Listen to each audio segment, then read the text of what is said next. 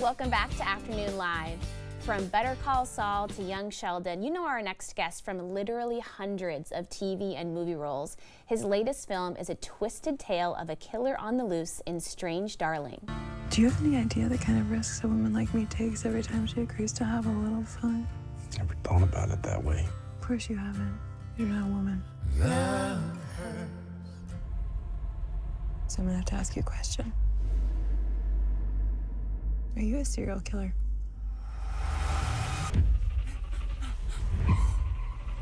Here, kitty, kitty, kitty.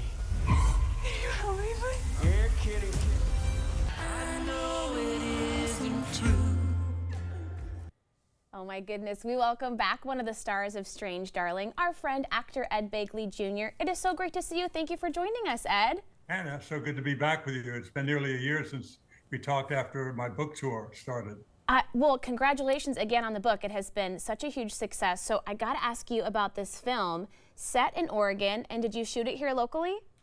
Yes, we did. Had a great time here in Oregon. My son Nick is here, my grandkids are here, lovely wife Jess, and I love getting up to Portland. So imagine my glee to get a script this good, with a director this good, with a cast this good, in beautiful Portland, a town that I love madly. I'm reading really rave reviews about this film, Ed, but I know there's some twists and turns that we really shouldn't reveal because it kind of makes it a more exciting experience, but you've been able to see the movie several times. It sounds like you're so excited about it. I've seen it 5 times. I never tire of seeing it. It's an amazing bit of storytelling. Just the script was just captivating beyond measure. That's why Barbara and I jumped at the chance to do it. My friend J.T. Molnar, I've known his family for a while. So, but it's like a Sixth Sense kind of a switcheroo, but you don't have to wait the end to figure out that Bruce Willis was dead all along. You kind of get a big shockaroo about halfway through, or maybe a little less than halfway through. But it's an amazing movie. It started with 100% Rotten Tomatoes rating. It dropped down to a mere 97. So it's just doing very well. Everybody that sees it loves it. I've never gotten so much love from friends and people I know and people I've never met. People just love it. That is so exciting. And so have you never worked with Barbara Hershey before? It's amazing. I don't know how we avoided it. How could we possibly miss each other? Both of us 57 years in Screen Actors Guild. I think she's the same as me, 57, maybe a little more. She might have started as more of a child actor than I, but she's wonderful. And J.T. Molnar, I can't say that name enough. J.T. Molnar, I knew his Aunt Dee Dee. She and I were good friends in the 60s and 70s. She was a go-go dancer at the Whiskey A Go-Go.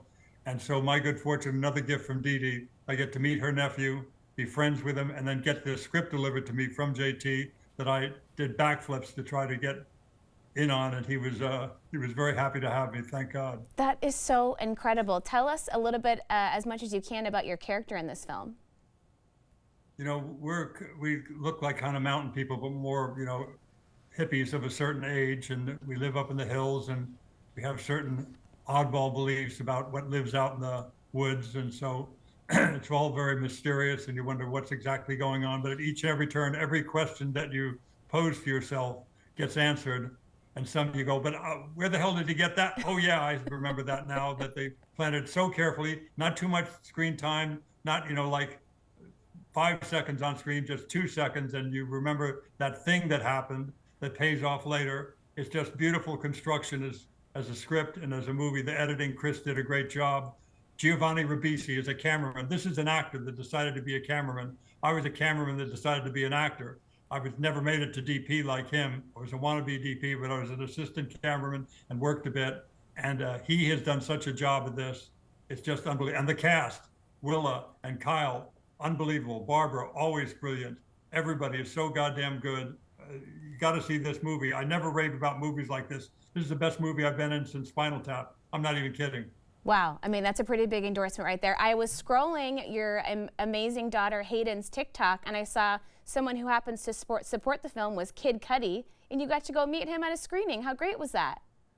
He is so wonderful. I love his music, and I love him. For him to do that was such a gift, to tell his fans, go see this movie. Then he threw a party at the Grove, you know, a screening party, and had people, you know, show up who are part of his fan base, and I'm one of his fans forever now. What a great guy he is. I'm just so impressed with him. What a wonderful connection. And I want to ask you more about Hayden, because she is now a TikTok star and using her platform for such great things, really following in your footsteps of environmentalism. How proud are you of this kid? I'm so proud of her. I have 3 wonderful children. One of them lives in Portland. The 2 others are down here. They're all doing great work. My son Nick has 3 wonderful children. My grandchildren are a great source of pride for me. So there's Nick and Amanda and Hayden and me. Wonderful children. So I'm just one of those blessed people. I'm smart enough to know how lucky I am. I won the lottery being born Ed Begley's son, and to have 3 incredible children, 3 incredible grandchildren like this. I'm telling you, I don't know how I got so blessed, but I am. There you go. And is there something else that you're pretty fortunate to have? I see a golden statue behind you in the shot there. Yes, my father's, sorry, wrong hand. That's my father's wonderful Oscar there, which he left to me for safekeeping. So I keep it on display and try to show it whenever possible so people remember the old man. He won an Oscar for Sweet Bird of Youth in 1962, and a great film that was. He was in 12 Angry Men and Patterns and other great movies. A great father, a great actor. I miss him every day. Yeah, definitely worth having on display at all times. I hear there's a rumor that you actually dropped that precious statue as a kid. I dropped it, not just dropped it, I dropped it and broke it. I never really been allowed to touch it much, and I felt jealous because he was letting people who wanted, can I take a picture, Mr. Begley? I want to take a picture with you. He said, hold on a second.